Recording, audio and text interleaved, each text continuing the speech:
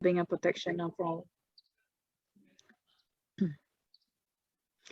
Namo tassa bhagavato arahato samma sambuddhassa. Namo tassa bhagavato arahato samma sambuddhassa. Namo tassa bhagavato arahato samma sambuddhassa. Namo tassa bhagavato arahato samma sambuddhassa. Namo tassa bhagavato arahato samma sambuddhassa. Namo tassa bhagavato arahato samma sambuddhassa. Buddhang saranang gacchami. Buddhang saranang gacchami. Dhammang saranang gacchami. Dhammang saranang gacchami. Sanghang saranang gacchami. Sanghang saranang gacchami. Dutiyampi buddhang saranang gacchami. Dutiyampi buddhang saranang gacchami. Dutiyampi dhammang saranang gacchami. Dutiyampi dhammang saranang gacchami. Dutiyampi sanghang saranang gacchami.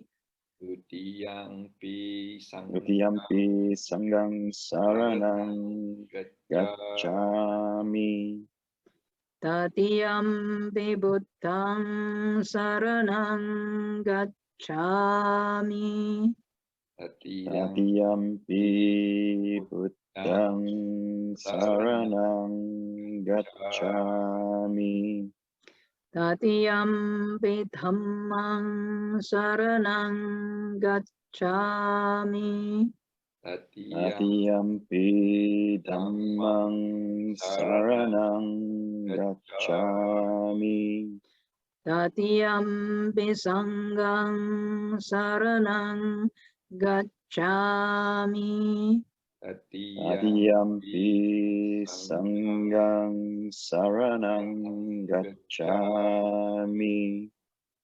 Panatipata veramani sikkhapadang samadhiyami.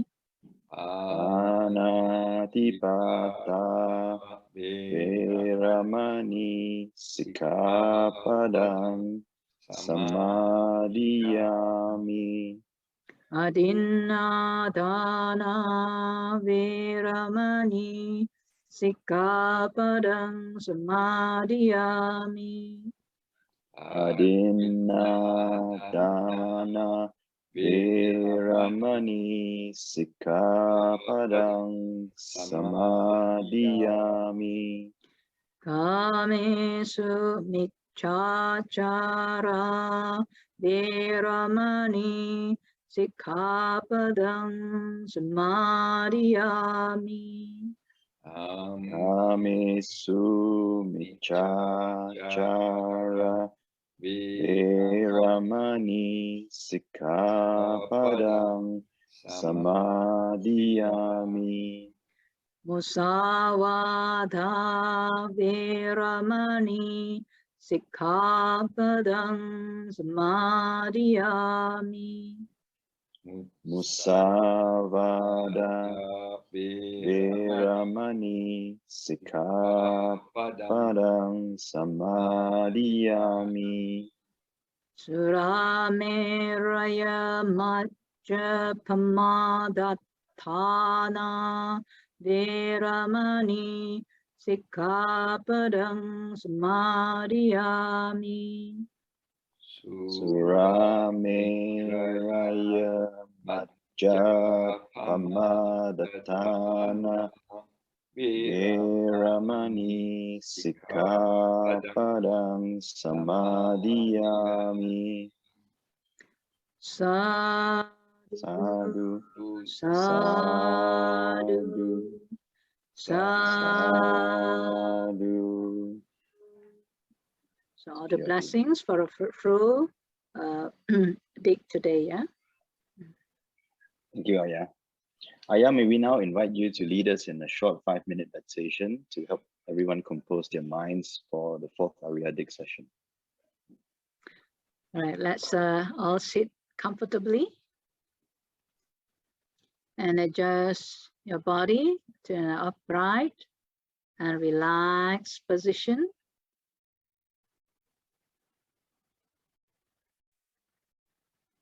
Just forget the whole world around you and bring your attention to your body. Take 3 times of deep breath.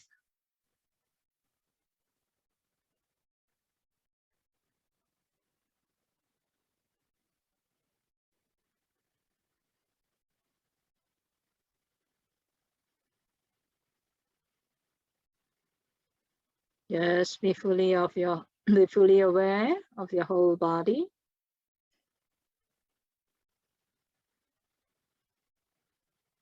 And relax.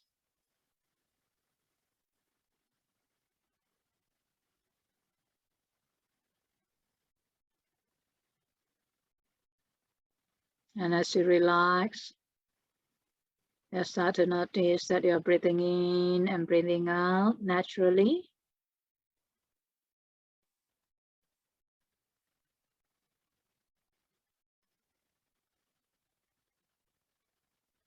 And as you breathe in and breathe out, just be fully aware of your in-breath and out-breath.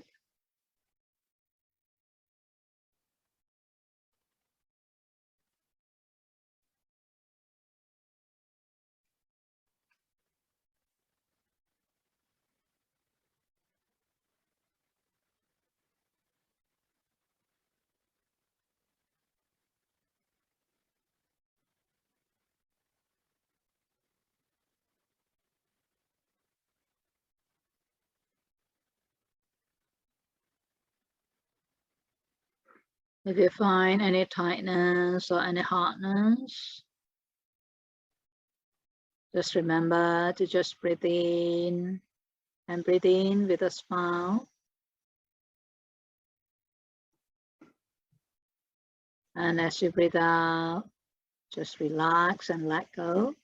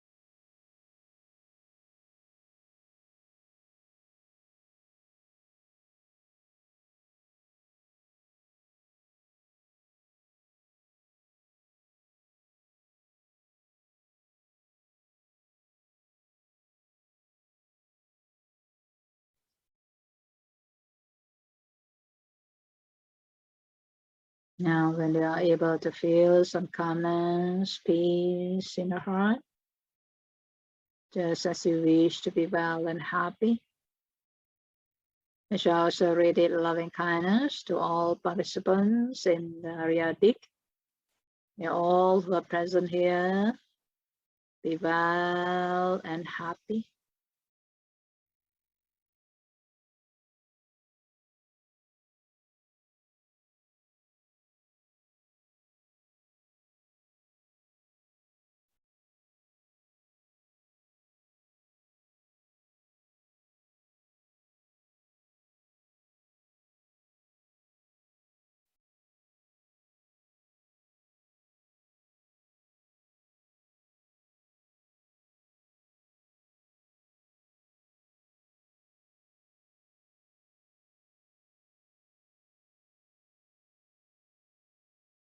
And also recall to mind to well wish all your family members, wherever they are now. May all our family members be well and happy.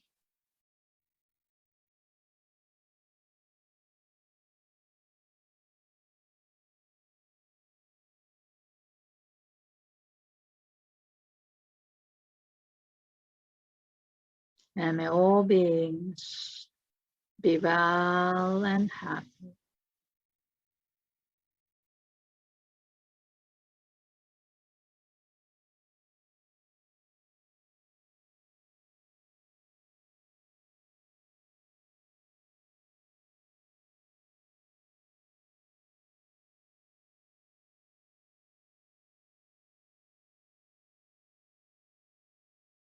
May all those who are suffering be free from suffering.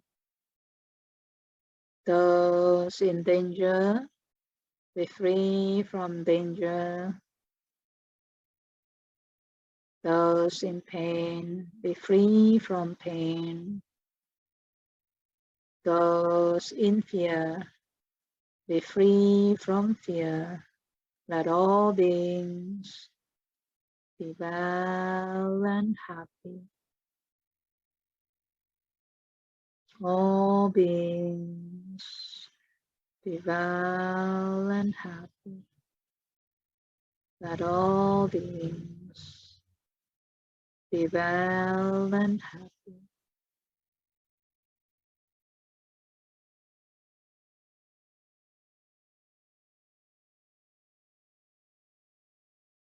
Now gradually return your attention back to your body. Take 3 times of deep breath again. Maintain the calmness in your mind. And continue to keep a smile on your lips. Now gradually return your attention to your eyes. And when you're ready, you may open up your eyes wide open.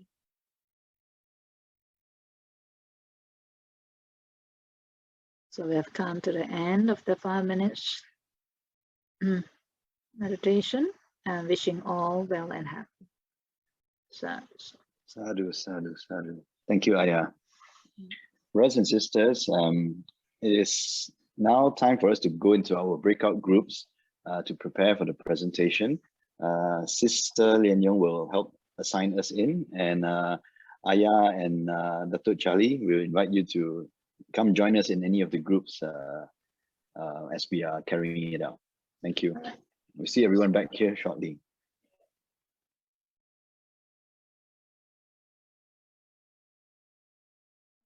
This is now the group presentation time. So may we invite, let's turn it around. Shall we invite group 3 to start? And we go 3, 2, 1 this time. All right. Hi, good afternoon to Aya and brothers and sisters. I'm Karine. And okay.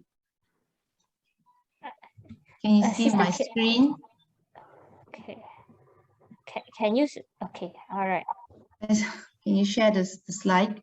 Okay, wait, let me share the slide. Okay, all right. Okay, we are group 3, and before we start the presentations, I would like to ask if you find this slide now. Can you find this cover page slide? Is it nicely done? Yes. I will give this credit to Brother Chris. He's not here today, but he did this slide very nicely done. Yes. Yeah, can you go to the next slide, please? Okay. Okay, so what are the 4 types of happiness that wealth brings in Buddha's teachings? Basically, to summarize it, the first one is when one acquired wealth in the right way, one experiences happiness and joy. When one acquired wealth and enjoy doing the good deeds, he found happiness and joy as well. Well, the third one is happiness of freedom from death. When one is free from death, that it be a small, it's an experience of happiness and joy. Whether it's large or small, that you experience happiness and joy. Lastly, happiness of blamelessness. When one do good talk and feel blame, when you do good and you talk well, you feel blameless. That's what happiness and joy is. So that's my our understandings of the types of happiness that wealth brings in Buddha's teaching. Can you go to the next slide, please? Okay. What is the true happiness in your personal view? Sorry, the word happiness is spelled wrongly. Okay. The first one is Sister Casey shared that having a good relationship with families and colleagues is true happiness. And the second one, our group, Sister Casey also shared that we also find happiness when we make small improvements, and that small improvement changes us and the people around us. For example, Sister Casey said that taking the time to when you're busy, but you still take time to talk to your parents and seeing them happy. So that's true happiness. The third one is, this is shared by Sister Nicole, that true happiness is also the simple things that we took for granted, like that we can rise and shine every day. We can eat well and do what we love, like spending time with our loved one. Well, by the way, Sister Nicole shared that her mother is 80 years old and spending time with her makes her happy.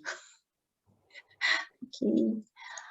Well, the last points that we have, our group have here, is that also shared by Sister Casey, that happiness is also when we are free from financial worries, from afflictions of mind, the negative emotions, the feelings. Yeah, to Sister Casey, when one is free from financial worries, one can start to think of other things to nurture. So that's what happiness is. Can we move to the next slide? Okay.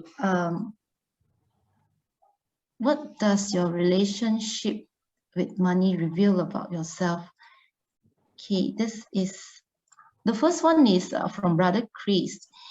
He realized that the challenge to let go and move on when things doesn't go his way, as he's too attached to his idea and to what he wants. So actually he was in a business that wasn't doing well, and he has invested so much. So at one point he just decided that it's enough and it's time to move on, and so he started a new profession. I think he's in the real estate. So that's how money reveals.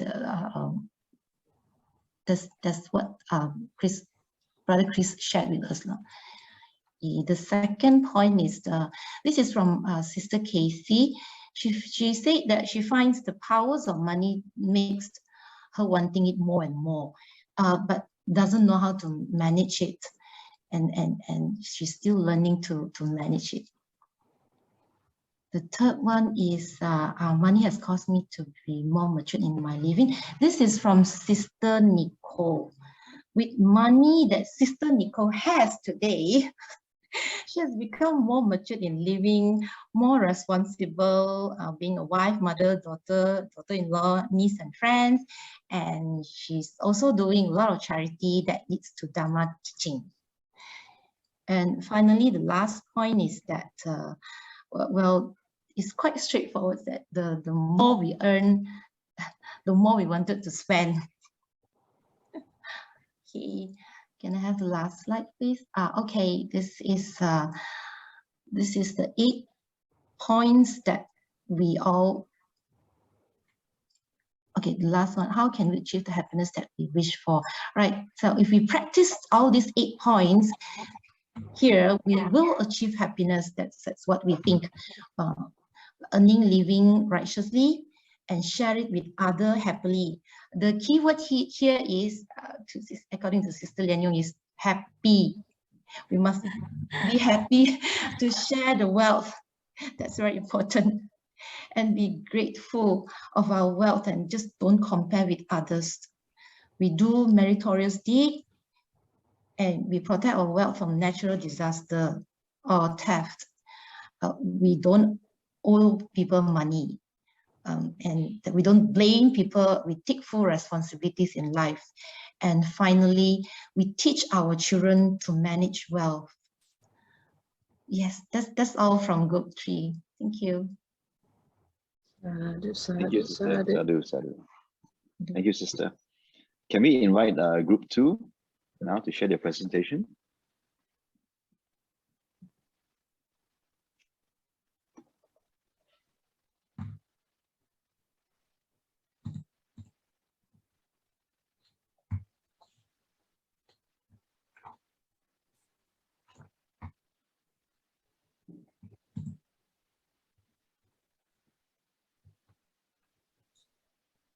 Hello. This is our group 2. You know, the thing about group 2, whether you start from group 3 and group 1, we will still be the same. You're still the center. Okay, what are the 4 types of happiness that well in Buddha's teaching from the sutta? So from the sutta, it's the same as group 3 just now. Happiness of ownership, I think. So from the sutta that I understand is a happiness of ownership, meaning we earn our living righteously and correctly, and then we do it diligently and skillfully. Happiness of enjoyment, happy of enjoyment, meaning we are able to enjoy our wealth that we earn and we are able to do meritorious deed. So I guess this is from my own experience. This is very for me, I think it's very important also because I've seen, or from my own experience, I've seen people who earn, who make a lot of money, but somehow they are unable to enjoy the wealth that they earn. Very hard to let it go. I guess letting it and do meritorious deed from the wealth that they earn. And it's a challenge from some of the friends that I've seen. And freedom from debt, of course, we don't want to, I mean, pull ourselves in from that because there will be a lot of problem from it. And happiness of blamelessness. From here, I understand is blameless bodily, verbal, and mental action. I believe this is, well, achieving and gaining wealth in our life. We also practice bodily, verbal, and mental actions. Self-control. Yes, this is from the Noble Eightfold Path, I guess. Okay, next slide. Thank you. Okay, what is true happiness in our personal view? I see. Okay, from our good group discussion, we get getting achievement in small steps, especially in current situation, because this is a challenging time. even small achievement is I guess it's from Brother Mike, it's worth to be celebrated, you see, because you know, more challenge and more things to worry, and then even this any tiny achievement also is good, you see. And I'm grateful for what we have now. All right, okay, and contentment, releasing ourselves from greed. Yes, the less we have, the less thing we own, the less worry we have, I guess. All right. Okay. Next slide. Okay. What does your relationship with money reveal about yourself? From Brother Mike, he said, appreciate and reward. So from Brother Mike, he said, is our own view on what is the value of the money from how we see it. So if the things that is come as a monetary reward and is truly genuine and truly genuine for appreciation and truly genuine for what we have done, then we should accept it. But if the money was given with malicious purpose, then we should really think about how we should deal with it. We wouldn't want that kind of money relationship with those comes with malicious, with ill will purposes. And then it's also opened up our weakness and greediness also, it's like the devil and the angel, when money is right in front of us, the battle between the devil and the angel. Okay, how we should choose, choose our action. Because when we are all trained in Dhamma, we should, because we always control our action and make sure that when we are dealing with money, the action doesn't harm us and doesn't harm others, and it's benefit to us and benefit to all. Okay, next slide, please. Thank you. How can we achieve the happiness that we wish for? Okay, this is also, we got it from the Sutta, accomplishment initiative. We are able to work diligently and we are able to develop our skill. That is what is a good accomplishment. Accomplishment and protection, that we protect the things that we earn from fire, from theft, from ill intention, from displeasing acts, from getting away from stealing away from our own wealth. Of course, good friendship, friends that are trained in virtual behavior, friends that are, they have strong faith, and okay, and balanced living. Balanced living means not to spend too extravagantly and not to be a miser. Okay, I guess this is the middle part. And be contented with peace of mind, of course. This is Sister Silkin's contented. Okay, when we are contented, we have peace of mind. And when we have peace of mind, we have happiness. Okay, that's our discussion for our group. Thank you. Sadhu. Thank you, Sister. Okay, may we have the final group, group 1, please?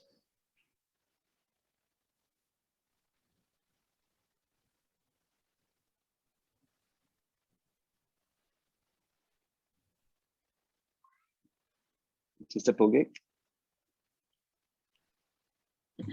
Sister Pogek, you have to unmute yourself. Unmute.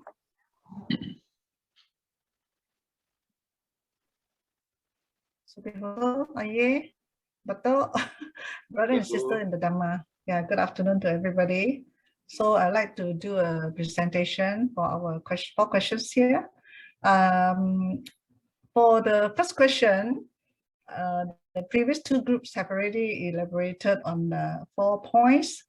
I would like to just mention that as a motto, the Buddha says that we have to see things clearly with wisdom. So when we know that we have ownership of material things, And whatever that we own, a house, car, that we use our hard-earned money to buy, we work righteously with the proper livelihood. So we should tell ourselves, we should reflect that I have all this property, I'm happy that I have this, and I truly know that this is happiness that I arrive from the ownership of these things. So this is what we call seeing things as it is. We need the wisdom. And same thing with the happiness of enjoyment. We enjoy with the wealth that we have acquired. We also need to tell ourselves that we arrive the happiness from it. All right. And happiness of freedom from debt, especially for me, retired person. I remember I listened to our ex-chief Reverend from Brickfields, Chief Reverend Dr. Namananda. I heard the talk about freedom from debt when I was very young. And he always said that by the time we retire, we shouldn't have any debt. Then we will be enjoying the happiness of debtless, which I actually followed what he said. By the time I retired 3 years ago, I have no bank loan to service and all that, right? Even though I don't have much money, it's okay. At least I don't have to worry every month or to think of installment, or I owe people, I have to think of how to pay people money. I live a very simple life, and with the money I have saved, it's enough for me to take care of my basic needs. I don't have to go to Tailong or to borrow money to get into those quick earn money scheme or whatsoever in order to learn more, to earn more money and all that. I don't need that. So then we will feel that we are happy because we don't have to have worry about paying the debts. So this is the wisdom that we see things as this is, that is the freedom from debts that give us the happiness.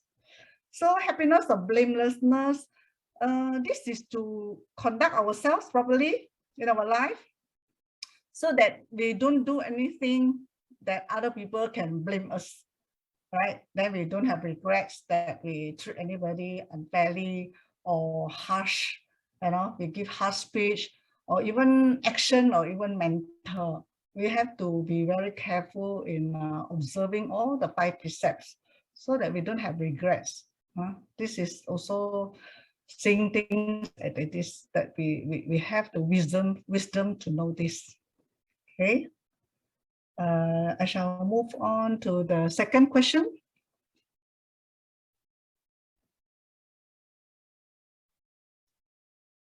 Sister Inloy, thank you. What is the true happiness in your personal views? These are the views from 4 of us from our group. First thing is, as laymen, the very first thing we always like to have is ownership of material things. When we grow up, we want good education.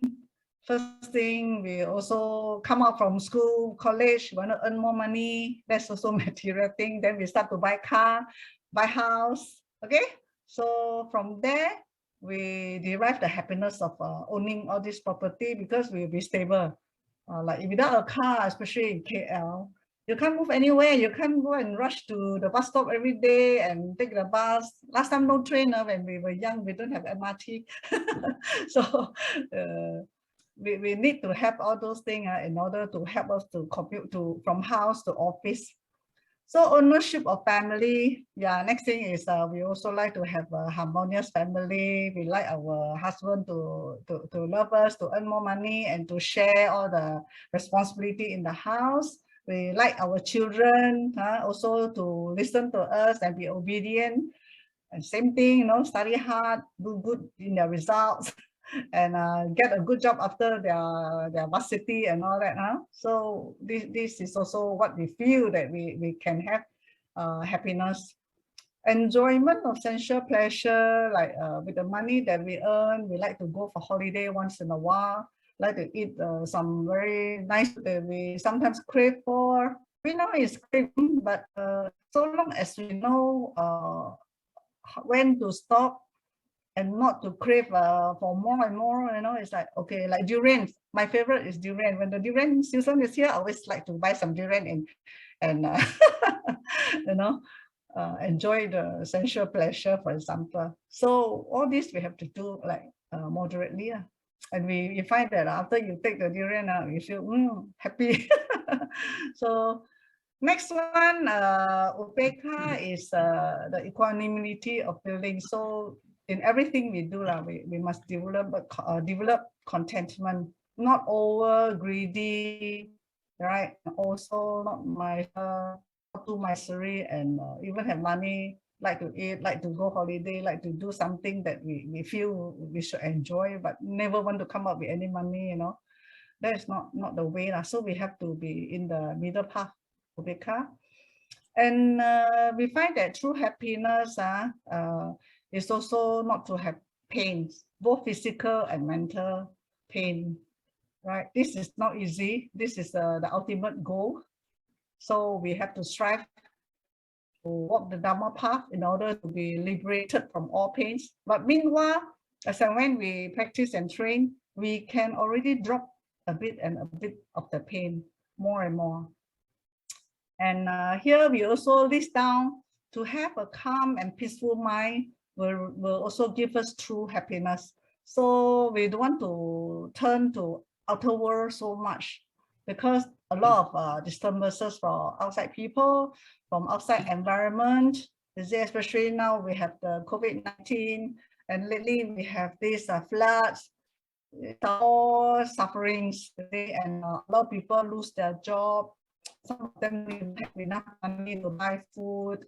So all these are suffering. So sometimes if we maintain a very calm and peaceful mind, even though we are having sufferings, we know how to accept the situation, and we will ways how to overcome it. So we find that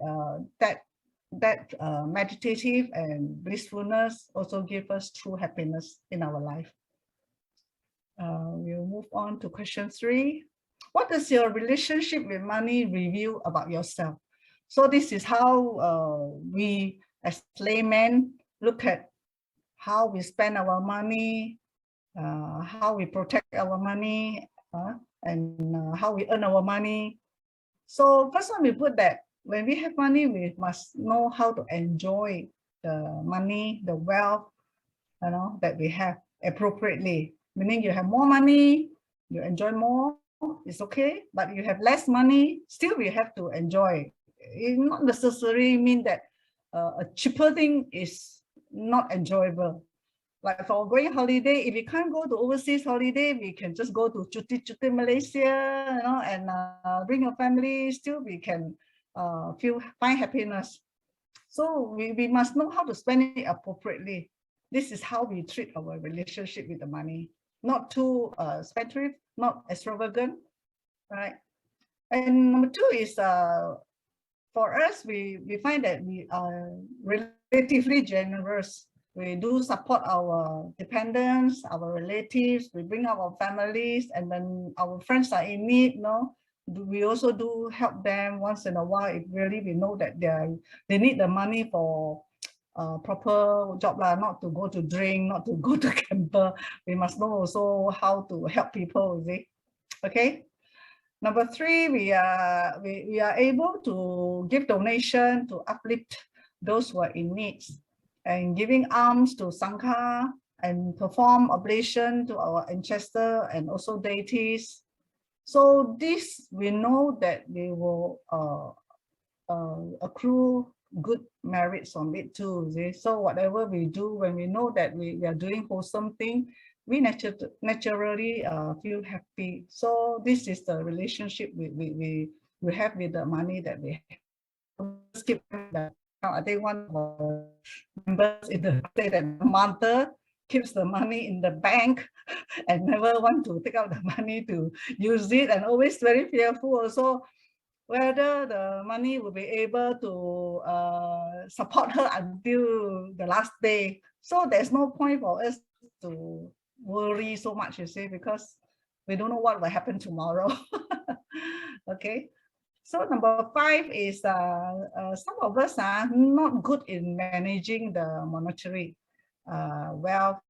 Sometimes, even though a lot of money, also don't know what to do with the money and can't see the money in the bank account. Somehow it just spent and not there anymore. It's like impermanent, no? Now you see it, now you don't. So this is something to deal with cash flow management, I would say. So some people, their relationship with money is they are not very good. Actually, I suggested need a financial planner. Okay. So the 6th point is only useful if we use for the righteous means. So we must be always mindful that whatever wealth we have that we acquire must be righteous means, and whatever means that we spend there also must be appropriate and righteous. That's all from our group, unless, number 4, how can we achieve the happiness that we wish for? As laymen, the very first thing, of course, we have to work diligently using our skills, our experiences, okay, in order to get promotion, to accrue more wealth, higher salary, get better bonus, then only we can get that kind of happiness. If we don't work hard and lazy, that is very bad. Or we are very choosy about jobs, you know, only want to do things that you wish for, but you don't get what you wish for, then you also suffer a lot, no happiness. So we have to work diligently, smartly. And also number 2 is to keep on improving our skills.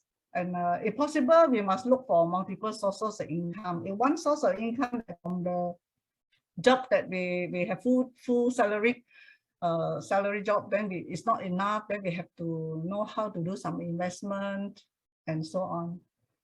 Number 3 is we also need to do a lot of offerings, generous dana, because the more we give, I believe the more we give, the more we get. All right, we just keep on giving, then somehow all the good things will come back to us. And number 4 is developing content. It is very important because sometimes it's not how much we have, or the more we have, we are more happy. No, not that. It's how we manage our cash flow, how we spend our wealth properly, and then we find that the right way of spending will give a contentment. With contentment, we will have happiness. You say, oh, this is enough, or this is good enough. Then we will have happiness. All right. And we also, number 5 is observe the 5 precepts, which leads us to already comply with Sila, Dana, and Bhavana, which is we have generosity, contentment as a good morality, generous, and Bhavana, and cultivation of collectiveness and all, and the mind, you know. So if we observe the 5 precepts properly, then we find that we can achieve the happiness that we wish for. Any brother and sister in my group like to add some more? If not, that's it from my group. Yep. Thank you very much. Thank you, sister. Sadhu, sadhu, sadhu. Thank you. Okay, thank you. That's all for the presentations from all 3 groups. May we now invite Datuk Charlie to please share with us his last session on what the Buddha taught about wealth. Dr. Charlie, over to you. Just give me a minute. Let me share the. Sure. Okay.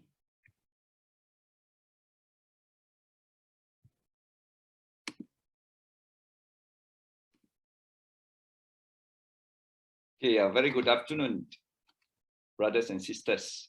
It's great to hear from all the feedbacks from the 3 breakout rooms, and I curit masuk into 2 of them. And I find the discussion very beneficial, and also you have actually grasped the subject very well. So my session will be more on to recap on what the Buddha has taught in the various suttas, and at the same time also assist in giving a little bit of clarifications. Now, give me a minute.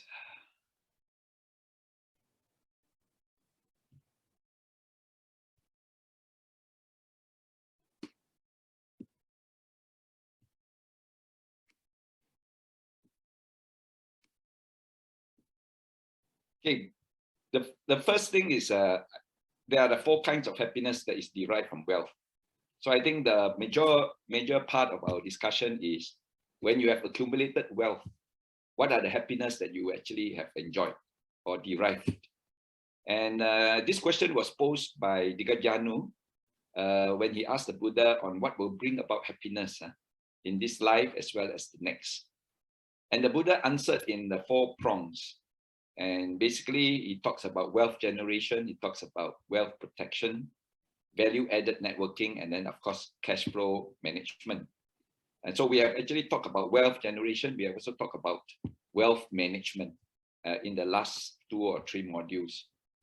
And in Uttana Sampada, basically, we talk about skillful, efficient, energetic, and production of wealth through your skills and also through your earnestness.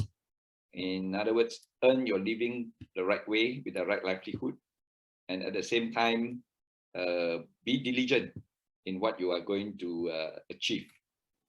And Araka Sampada talks about protection, how you actually have made the wealth and how do you protect them, earn through the various righteous means. Then, of course, in order to perpetuate and to consolidate, you must have a value-added networking. Kalyana mitas is very important in the derivation of wealth. So you must have good, faithful, virtuous, and helpful friends to help you, give you ideas, guide you, advise you, and at the same time offer help. Whenever you are in dire straits, then they are there actually to bail you out if necessary. And you notice that in the business circle, there are a few of these gentlemen who actually help each other. They are all connected. And to a certain extent, when the business of each of them goes down, the others will actually find avenues in order to help them to market, help them to actually get more avenues in order to make more wealth.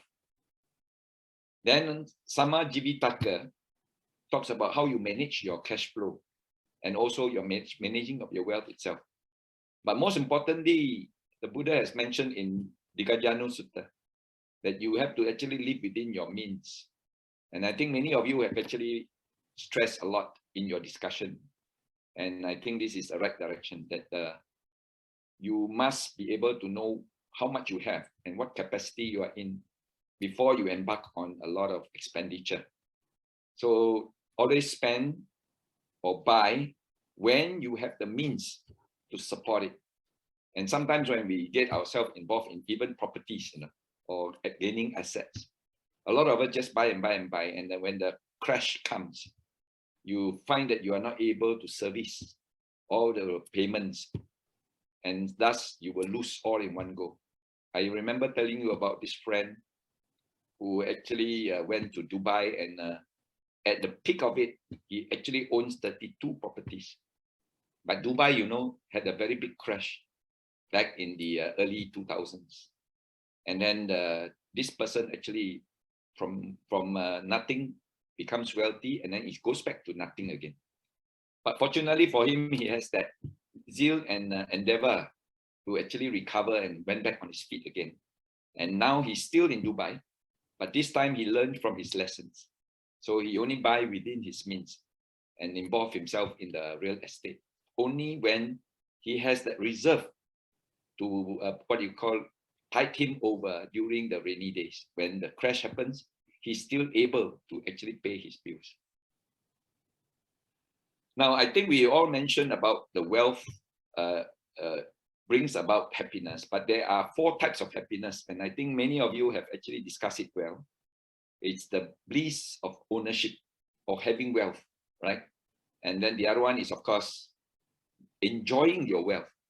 Wealth is no meaning unless you are able to make use of it and use it for either your own necessities, and also when the surplus happens, able to benefit others, and then fulfill a purpose. The bliss of debtlessness means, like what Madam Gao mentioned about, when she retired, she's actually free from debts. And I think this is the most important principle for a lot of retirees.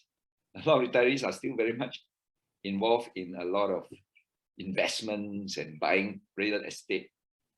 But at the end of the day, if you buy it for your children, it's okay, so that your children can then continue from there. So you probably plant in some seed money. But if you are buying it for your own and yourself, then you are discouraged, because you try to be debtless, try to own less now, and start to, what you call, if possible, free yourself from all the assets that you have accrued, and then convert them. If you have enough cash, then use it for yourself as for the purpose. Then the bliss of blamelessness, and a lot of us, we're talking about, when we do actions, when we have thoughts in our mind, whenever we have any words that we say, make sure that it doesn't hurt others. And any actions that we do, and when we use our wealth also, we must make sure that at the end of the day, someone do not get hurt or do not be unsatisfied or unhappy. And then they do not blame you for being unfair or being not justified and so on. So the bliss of having wealth, like I mentioned, is that you must own it through righteous means. So this is a very good way to say that, right livelihood. Don't cheat, don't what you call a swindle, don't what you call con someone, and at the end of the day become rich, but then your mind is never at peace. Money easy come, it will actually be easy gone. So righteously wealth from righteously gain, right? Then the enjoyment of it, like we all mentioned earlier, you need to actually spend it, because you are accumulating it through your sweat and brow. And since you have gained that wealth, enjoy it. Don't be a miser. Don't be a stingy. Don't live in like a pauper when you actually got some wealth which you can actually bestow upon yourself, right? So wealth is not yours until you enjoy it or until you spend it. Otherwise, it's just a number. Again, stress on this debtlessness, that I owe no debt, great or small, to anyone, when you are at the age when you are actually last lap of life. So retirement is actually the last lap. So free yourself if you can, then you manage yourself well. Of course, the last one, of course, is the bliss of blamelessness. When you have not done actions through your body, not said any words through your mouth, and not experience any thoughts through your mind, that can create a lot of blame upon yourself. So you are free from blame. Nobody will say that you are unfair. And all this, I think you have discussed under the Ananya Sutta in the AN 4.62, right? Now, the related suttas that you have, we start with, of course, the Pattakama Sutta, where you have your 4 points when you talk about wealth, very energetic, striving, right, through righteous way. Then, of course, when you have gained your wealth, you enjoy it, make yourself available to make your parents, your children, your wives, your spouses, your husbands. Then also, not only do you benefit your next of kin, you also benefit your workers, your slaves, your servants, happy and pleased. And remember, a lot of bosses, when your workers are happy, the company is in harmony, they will be more productive, and eventually they will make more for you. So it is a reciprocal kind of a relationship. And thirdly, of course, when you righteous gain, you protect him, you make sure that there is areas where you have put them into the right investments, and at the same time, be aware of those who are out to actually swindle you. And lastly, of course, that any wealth which is righteously gained, then you must put it to good use. Put it for worthy cause. That means give it for a purpose. And wealth with a purpose is always very blissful. You always have a peace of mind at the end of the day. Then wealth acquired by energetic, right, resulting in happiness, not only in this very life, it is also for the afterlife.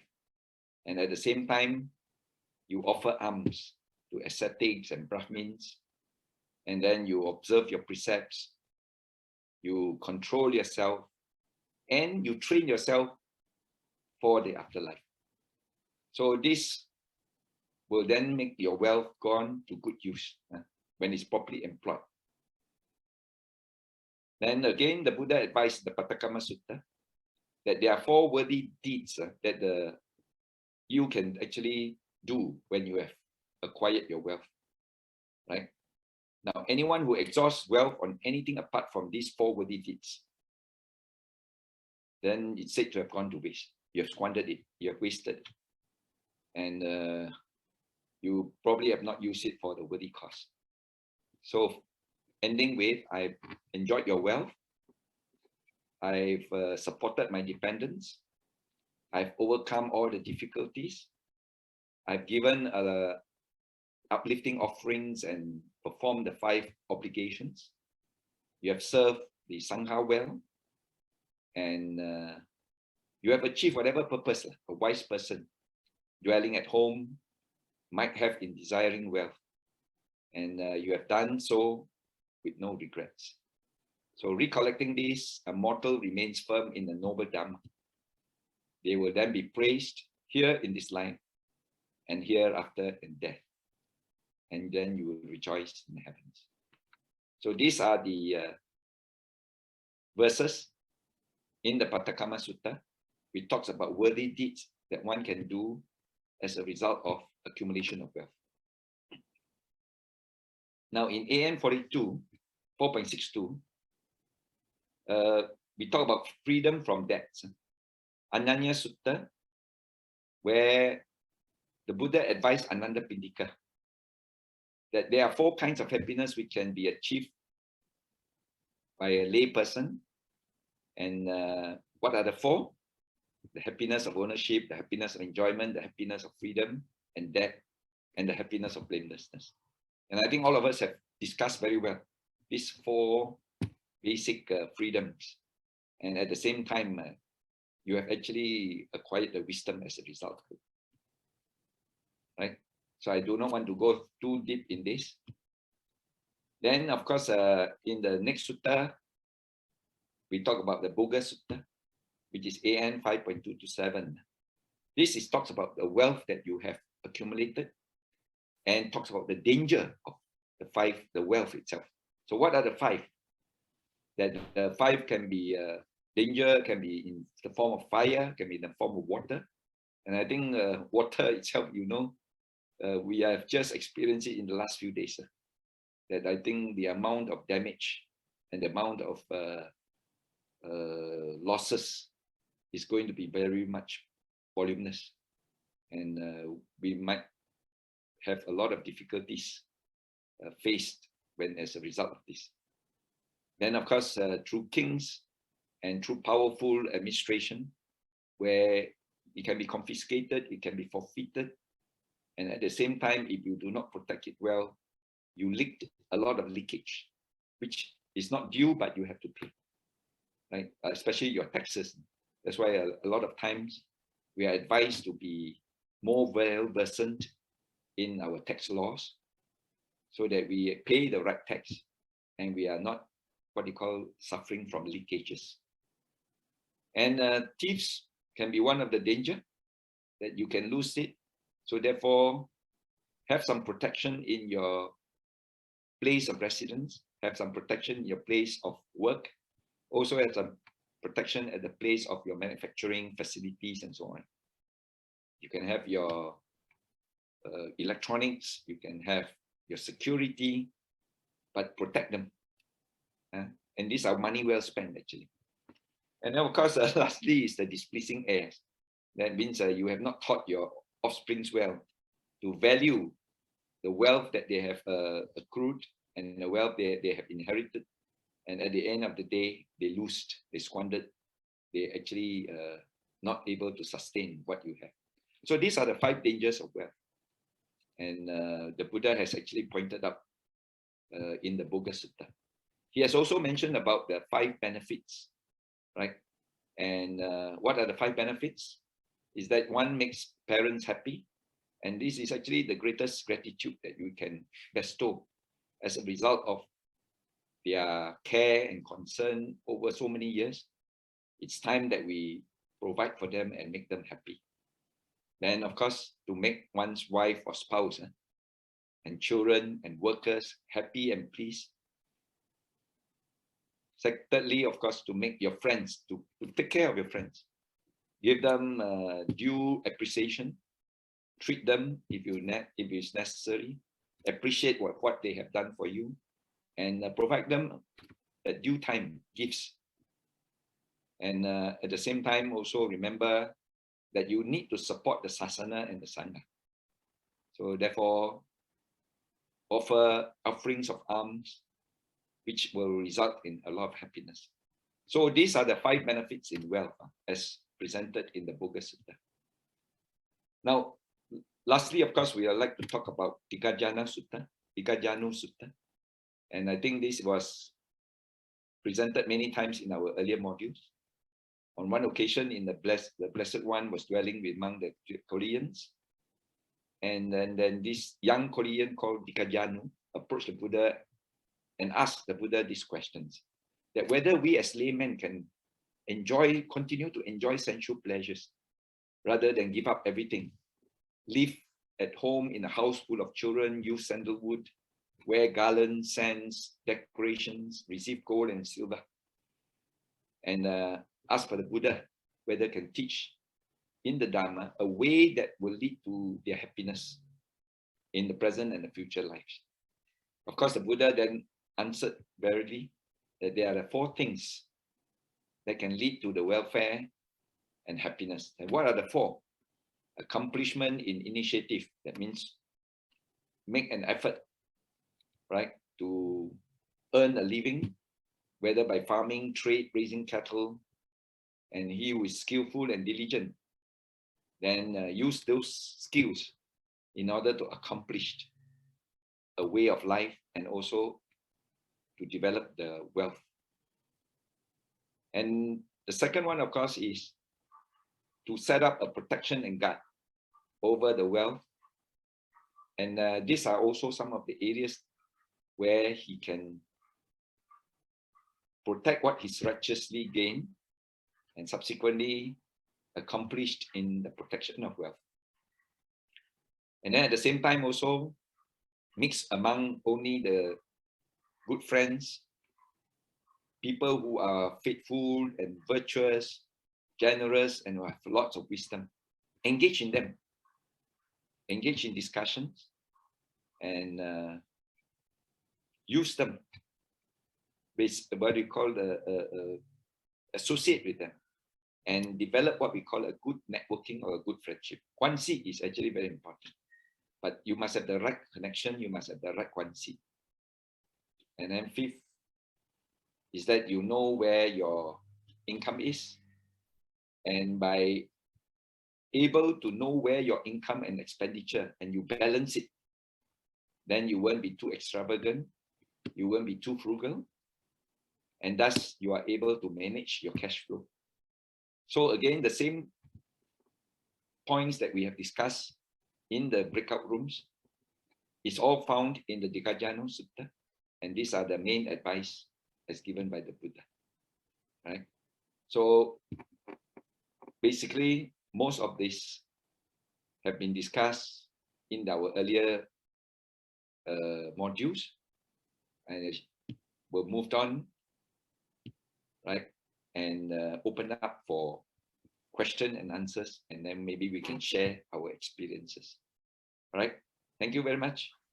Sadhu, sadhu, sadhu. Thank you, Datuk.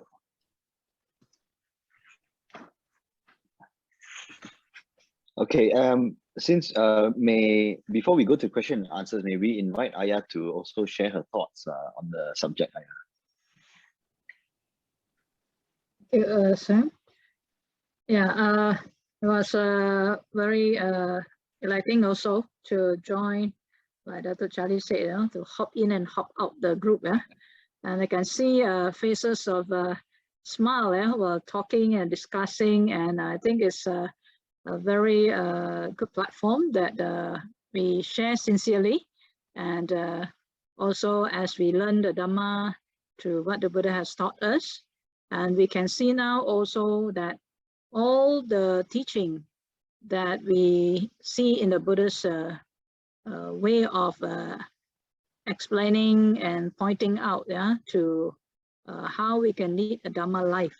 It's all, no doubt, is contained in the sutta, and a lot of people thinking that probably like Dhamma is something for very serious people or for very serious matter about spiritual thing or religious, But if you see it, then we can see that how it actually relates to our life so much, And of course, in our life, when we were young, we are all taught to be, just like breathing, automatic, like we learn, we know, But exactly how, most of us may, without knowing it, we just learn to whatever that comes our way.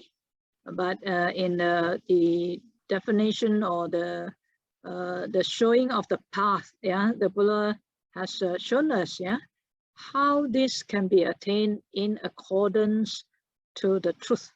Meaning, if this is the way how we search for truth, then this is the way how we should actually know it and practice it, and finally arrive at that wealth that we are looking at, and also the happiness that we are actually searching.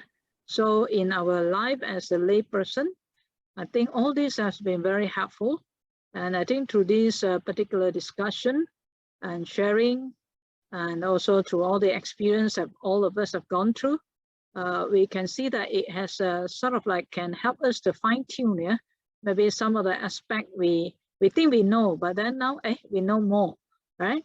And I think that's very helpful, and also to give us a perspective that Dhamma is a way of life. It's not so much on the mistaken perception that is something very religious. It's very connected to our life on how we live a true way that brings about our happiness, then our spiritual cultivation for higher happiness and higher freedom. And therefore, I mean, as a person who live in a household life, what are the basic earning? The Buddha gave us the understanding that, of course, money don't fall from the heaven, but how do we earn it? And we have to earn it righteously, then it can stay longer. And how we protect it, how we manage it, and how we use it, and how we can live with it, enjoy it, and what they call make things or make happiness greater when we share our whatever we have. And I think at the end also, it also points to us that contentment is very important, gratitude is very important. It comes all to the basic qualities of being happy. So contentment doesn't mean lazy. Contentment is a state of the mind that we have enough necessity for our taking care of this body or somebody's the people around us, and the rest, I think it just, when you hear the word your salary and your bonus, you express it or you respond to it very differently, right? When you hear, well, I get bonus, your friends say you get bonus, well, they're so happy for you, right? So salary only is a little bit different, right? A bonus is something to award you of extra quality that you have for whatever effort you put in, diligence or your truthfulness or your wisdom in doing something, or your good qualities that you have been performing, and therefore, you know, you are rewarded extra for that. So I think that is on material form, that how to encourage, but nevertheless, I think it's very important too, so that in a way that is not to bribe, but is to encourage and motivate. I think that is the good intention to help people to progress, yeah. And in that way, then the work and the performance can be also done within their capacity, and also the capacity that they can achieve further, so as to realize the goal of life. I think at the end of the thing is that we understand that, of course, with this wealth, then we are able to move to the next step, where we can actually cultivate even further. And when it gives us that, you know, when I say right livelihood, when you have enough of that, then of course your effort can be channeled to higher development. So I would say that this 4th session, I think, has also give us a lot of inspiration. Even for myself, it's like refreshing all the importance message on the lay cultivation and how we bridge them to Dhamma, and to give them the perspective of living skillfully by the Dhamma, meaning Dhamma is a way of life. Yeah, and we hope that this can be a message also to those people who come by our life, those people who are nominal Buddhists who still perceive differently, and we can share with them by as we do as we practice, then, you know, we become a source of inspiration for others, right? So actually, I also enjoy these sessions, and thank you all, everybody, and also Datuk to also share his vast experience, and all the participants for coming to join us. And also hopefully, we can take off from to more aspects of our life, and we can benefit from each other and to walk the Dhamma's way of life. Yeah, thank you, Sam. Thank you, Ayah. Sadhu, sadhu, sadhu. Okay, we now go to our question and answer session. May I invite all brothers and sisters to please pose your questions to Dr. Charlie or Ayah on anything that you might have pertaining to this module, or take this chance on any maybe personal aspects that you feel you would like some pointers on. I think this will be a great time to have that.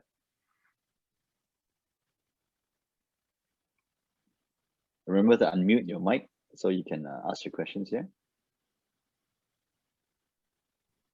Anyone would like to start?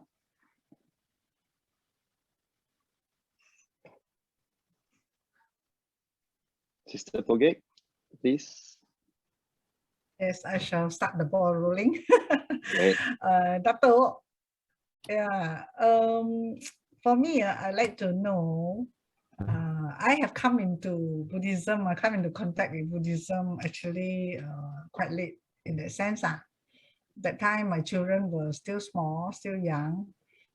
I have sent them to the Sunday school in the Buddhist Vihara. They did stay there for a few years until they went to secondary school. Then they stopped going because of the workload in the school and all that. Now I find that they are big, they got their families, they have job, they are rolled into this cycle of working very hard, no time, and not really practicing the Dhamma very much. So I'd like to know, how are we going to encourage them more and more? I do share sometimes certain scriptures, and do tell them a little bit, you know, as and when they face some problems in their work or in their management of their families. We do share some, but I find that they are still not so like committed like us. So how are we going to help them more to get them into studying and practicing of the Dhamma? Thank you, Datuk. Okay, basically, I always believe that Sunday schools are just trying to set a foundation and also an inclination, and we don't expect what you call that they will transform into a full-fledged Buddhist with a lot of wisdom and with a lot of guidance in their later life. But at the same time, I think they actually got to appreciate what they are actually experiencing, and they adjust themselves, because it's always experiential learning that one can become wiser rather than through academics. And we have actually nowadays want to introduce that living skills is more important than academic Dhamma. So some of our Sunday schools, they are very bookish, and they learn a lot about what you call facts and stories. But at the end of the day, you do not introduce experience and also how they deal with the different episodes of lives.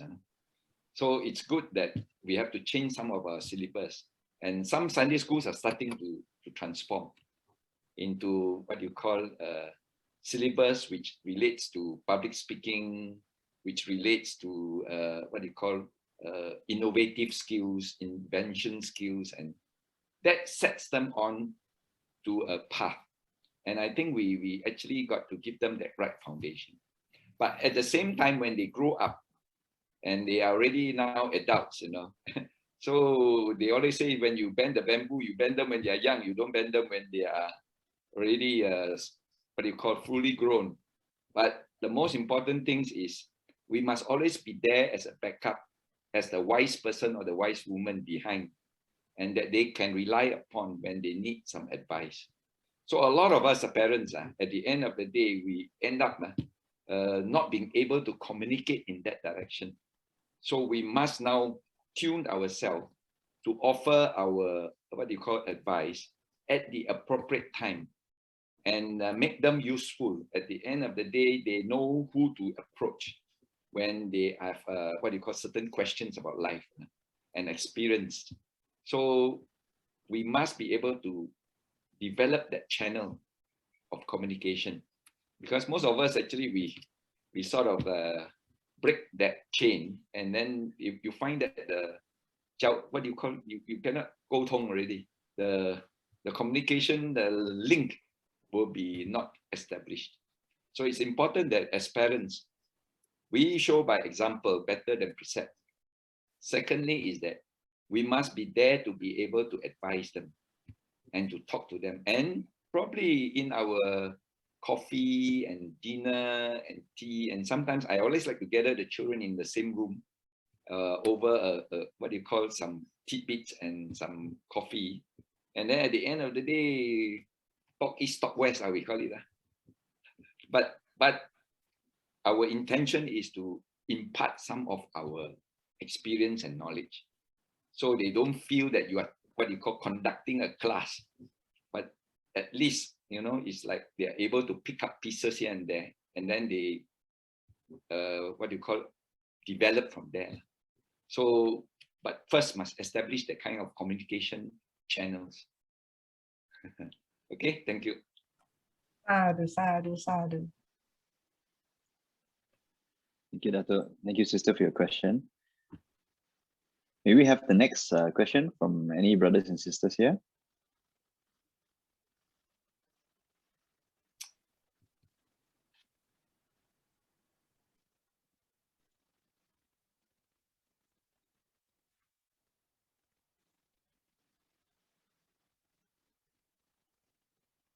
Well, whilst waiting, Datuk, maybe perhaps I can ask one as well.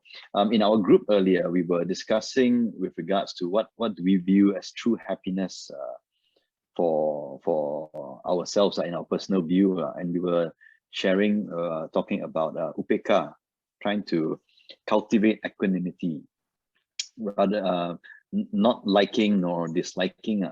So I think being parents in the group, we also were asking, how do we train our children as such?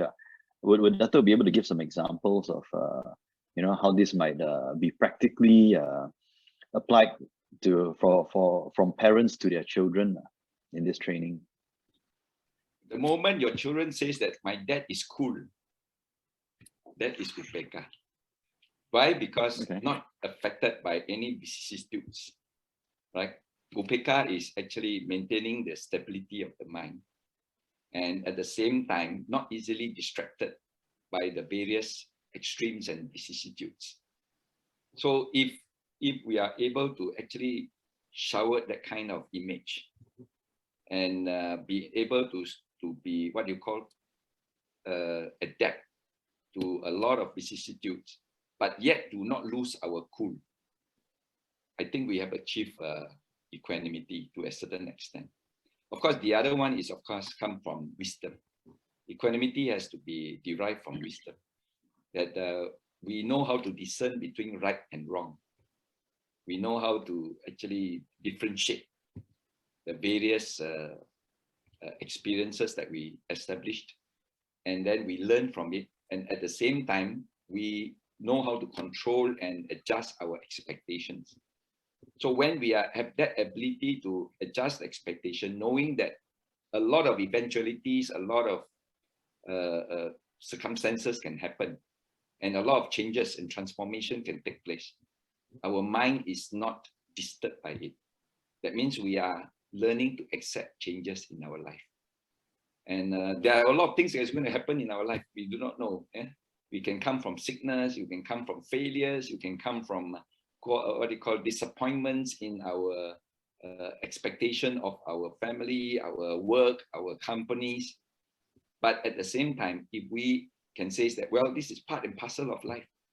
This is part and parcel of nature. This is part and parcel of anicca. And once our mind has that wisdom, then again, we maintain our cool whenever crises happen. And the equanimity can also come from the aspect that you are managing crisis. You know how to manage crisis and able to overwhelm and overcome it. So equanimity is how you are able to show it to others. And there are many people who have come to me and actually commented, Charlie, you're very cool. Yeah?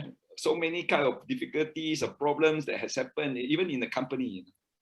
And you still maintain your cool and still doesn't go too excited and agitated. Then I say, well, it's at that point in time when you understand that these are changes that is happening and there's no way that you should worry about it. You should, be able to address it, understand it, and then accept it as one of the natural phenomena. Then you are able to have the right focus and the right mind and the right piece of it in order to address it. That is again equanimous, right? Thank you. Thank you, Datuk. So essentially, it's leading by example, right? Yeah, leading by example. Mm. Because people look at you, as an icon, especially if you are the CEO and the MD. I tell you, the whole company actually looks at you from a different angle, and most of them only come and tell you after they left the company. They did not tell you when they are working for you. But after they left the company, when you meet them, and a lot of my ex-staff, I go for lunch with them after that, like a reunion. And then they will tell, or Datuk or Mr. Chia, you are what you call my best boss. Why? They give the reason. And they say that you are able to show us how to keep our cool when it comes to problems and crises. So this is example by precept. Okay, thank you, Datuk. Datuk, we have a question from the chat box from Sister Jun Lee. She's asking, how do we start to teach children on how to manage wealth? Give them insufficient money to spend. Then they will know how to adjust. They will know how to, manage their cash flow. And then they will know how to value the money. If you give them more than enough, then you have a problem. So you only give them just enough to managed. If they want a little bit more, then they have to find ways and means. They have to think about it. Rather than they treat it as if like it's God sent, from the heaven sent, and they will not value it. So it's important to teach them this kind of economics. And if they then have to think about how to spend that 10 cents or 20 cents or $1 or 10 ringgit, then that is where you teach them how to manage the cash flow and economics of it. Yes, thank you, Datuk Charlie. I think, yeah, you're right. Maybe, yeah, my daughter keep asking me how to get more money. I say, I'm not going to give you more. Hey, when we were young, we were only given 10 cents, to go to school. And that 10 Yeah, cents, yeah. maybe 5 cents for food and 5 cents for drink, or but then you want to Yeah, buy yeah, a yeah. pencil or eraser, you Yeah, have to think of yeah. how to save that 5 cents. Yeah, yeah. I think that's true. Yeah, I think I'm gonna ask her to think initiative, how to get your own money instead of asking your parents. Yeah, thank you, Dr. Charlie. I think I give you my experience when I was a young boy, in a school okay. boy. I actually earned my own pocket money because my Mm. parents couldn't afford it. They were poor. And my father was just an ordinary office assistant. And at the same time, I become a school photographer. And I worked very hard, take pictures all over, and then paste them on the notice board. I became the president of the Photographic Society. And I sell photos. All the occasions that they have, I will take very nice pictures, sell them. And then I make, from the photo itself, make into bookmarks. Bookmarks. And then I tie a ribbon, those colorful ribbons. And then I pack them into what you call packages.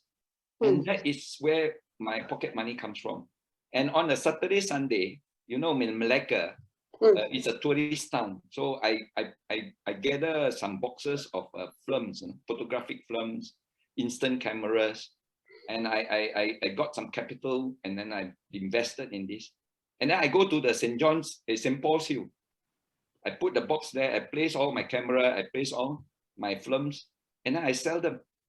And then eventually I get my pocket money, and that's how I supported myself in school. So when you value money like this, then you become more wise in your economics. Yes.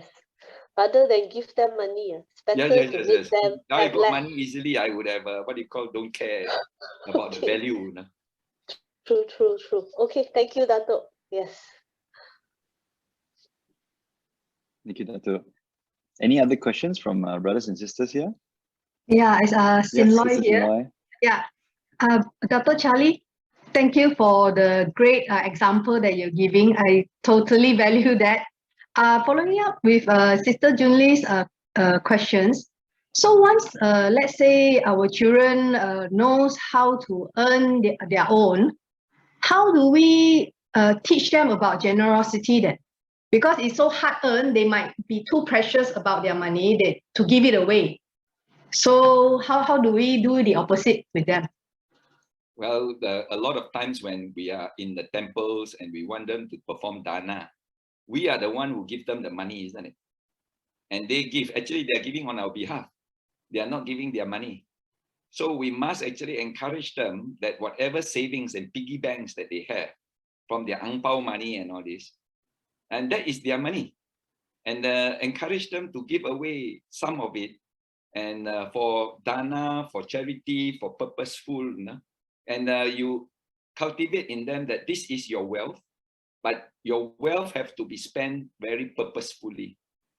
And thus, when they give away that 1 ringgit, 10 ringgit, and so on from their ang pao money, they feel the value of it because it was their money, and they are actually giving away their ang pao money, right?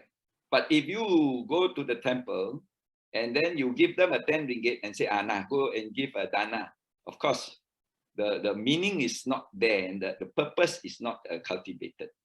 So you must make sure that they give their own savings and their own collections. Will that help? Yes, very clear. Thank you very much.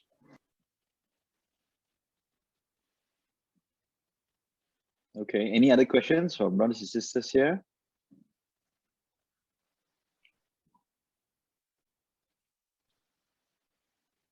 I give you my last experience. Sure. Okay. Basically, what happened is I'm a property man, right? And I encourage young people to invest in property. But who are the best young people to encourage to invest in property are my children. And what I do is, I told them like what the Buddha has advised, you give your inheritance at the time, at the correct time. Don't give it on your deathbed. Bila mau mati only, then you start to give to and say this is for you, this is for you. No. give it to them at the appropriate time. And that's what the Buddha advised. So what you do is you provide the seed money and says, look, this property is good and this is affordable. This is within your means of what you call financing and installments. But the first 10% or 20%, this is my contribution to you. And then make them invest in the property, and they have to pay the installments and they have to pay the property charges.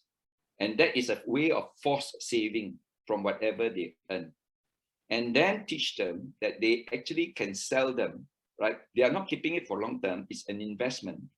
And that they actually sell them for what you call an upside when the market is good, right? And at the same time, whatever money that they receive, oh, don't belanja lah, you know, now that you got some upside and extra, you actually now split into two, and now you invest as your own seed money. And from there, you now have what we call a collection of 2 estates. And from there, you start to grow and support. And property is always a good investment in the sense that it is a long term, and the cycle will always goes up instead of actually, even if during a mini crash, it goes down, but it will still go up the next round of cycle. And that is where they learn investment, they learn how to invest with their own money, and eventually whatever they gain is their inheritance. So they have education, they have a seed money either in investment or business. And I think that is what we have done our part as parents. But don't keep the money until the end and then hopefully that they will take care of you. Don't think like this. These are the kuno punya idea, you know, old-fashioned ideas.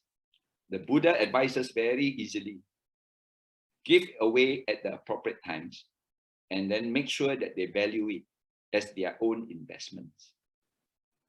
Okay, thank you. Thank you, Datuk. Sadhu. Okay, if there's no other questions from all the brothers and sisters here, may we say a big thank you to Datuk Charlie for agreeing to be our Dhamma speaker and guiding us through these 4 sessions over 2 months. Datuk Charlie was actually tied up, busy, and he had already stopped accepting engagements, but we are very grateful that he still managed to squeeze us in. And thank you, Datuk, for allowing us to be able to learn this topic from you. Thank you so much. Sadhu, sadhu, sadhu.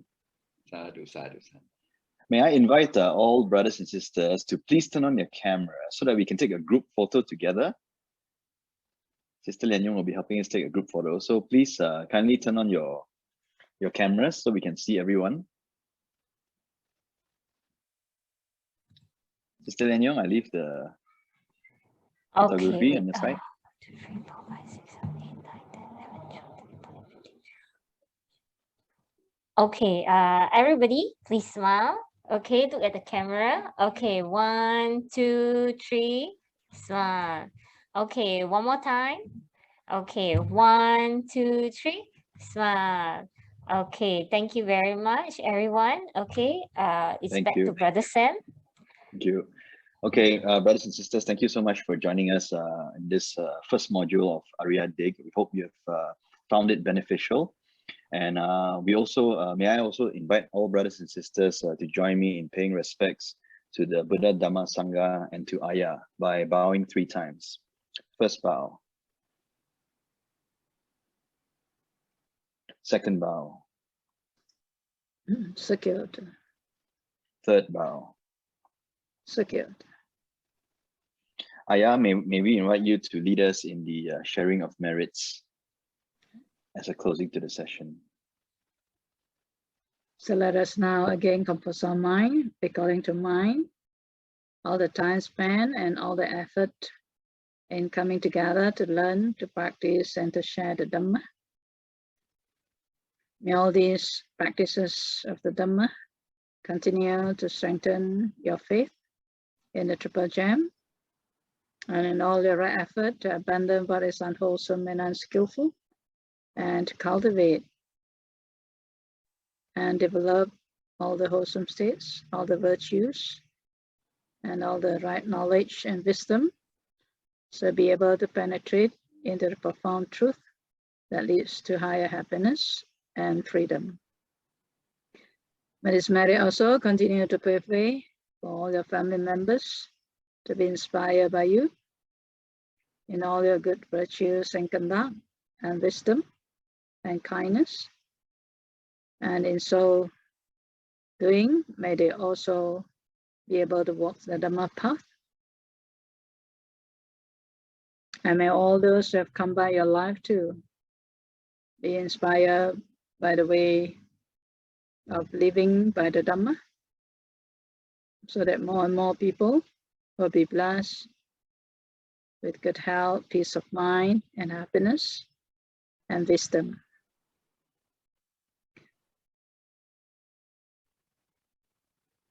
And with all our good practice too, and may we be the icon and role model for all others in our society,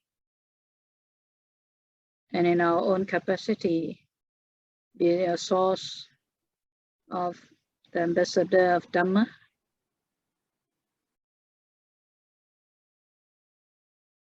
and brings about the happiness, the well-being, and the benefit for the many.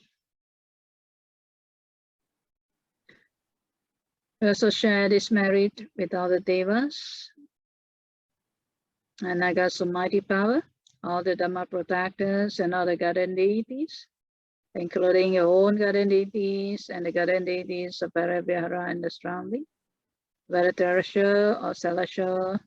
May they rejoice in all their merits and continue to protect your well-being and safety, guide you to righteous path, and help you in times of need. May they also belong to protect and prolong the Buddha Dhamma, Buddha Sasana, and Ariya Vihara for the well-being, for the happiness, and for the benefit of the many.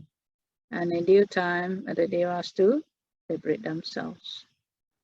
Also, we dedicate this merit for the spiritual well-being of our departed relatives, teachers, friends, and ancestors. And may they too partake this merit and continue to move on to take good rebirth, and also be equipped with the requisites and the ability to come in contact with Triple Gem and grow in the Dhamma, and one day too be free from the cycle of samsara. So let us now dedicate this merit and share this merit in the usual manner.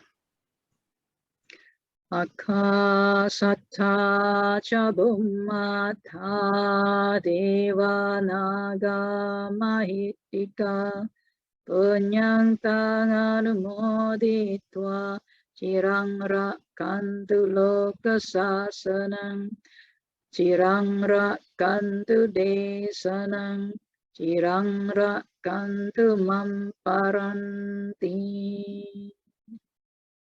Etavata ammehi sambatang punya samparang sappe deva sappe satta sappe bhuta anumodantu sabba sampatti siddhya. Imina punya kammena mame bala samagamo satang samagamo hotu yava nibbana patiya devo vasatu kalena sasa sampati hetu cha pito bhavatu loko cha raja bhavatu dhammiko.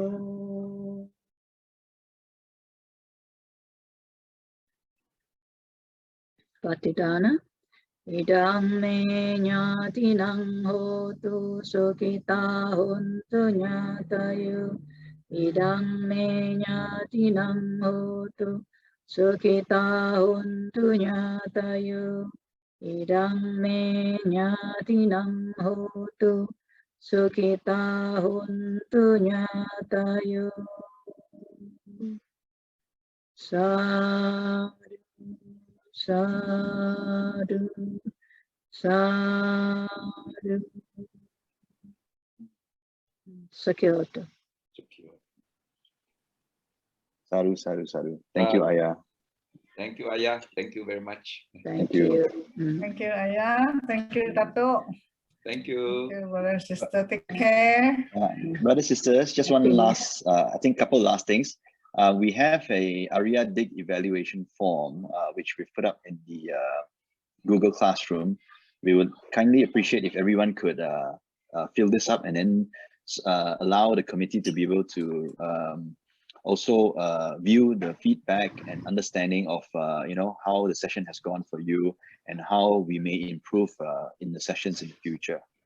And also just to share that Ariya DIG module 2 will be what the Buddha taught about merits, and this will be after Chinese New Year. So we will take a little break in January and Chinese New Year, and we'll be back in the mid of February, third week of February. So in the meantime, we wish you all well, take care, and may your practice in the Dhamma continue and grow. Thank you. Sadhu, sadhu. Sadhu, sadhu. Sadhu, sadhu, sadhu. Thank you, Ayah. Thank you, Datuk. Thank you. Thank you, brothers and sisters. Thank you.